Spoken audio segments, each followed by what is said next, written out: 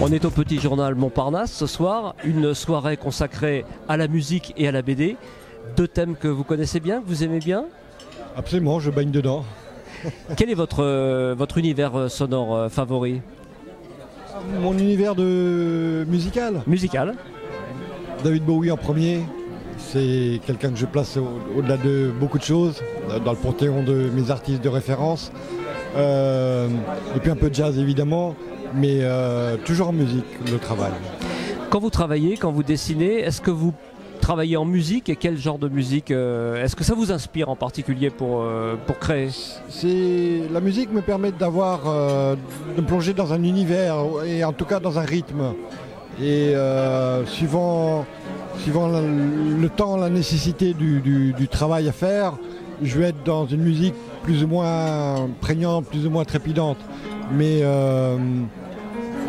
globalement, c'est toujours en musique que je fais mes cases et mes images. Vous avez adapté en BD le bouquin bien connu de Bénédicte Desforges qui s'appelle Flic. Absolument. Comment vous avez travaillé sur ce livre avec Bénédicte? Flic est un projet qui m'a été apporté par Guillaume Prieur de chez Casterman, qui m'a présenté Bénédicte Desforges.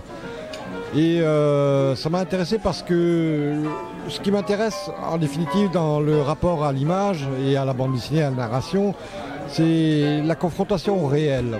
Comment mettre en image le réel? Comment arriver à l'interpréter sans le surinterpréter et donner corps à cette réalité? Et donc à partir de là, c'est une immersion qui m'a énormément plu évidemment. Deux mots sur votre actualité? Pardon? Deux mots sur votre actualité, il y a un peu de bruit, hein, pardon. Oui, on a un peu de mal, je suis désolé. Votre actualité, sur quoi vous êtes en train de travailler actuellement? Là actuellement, je travaille sur deux projets en parallèle.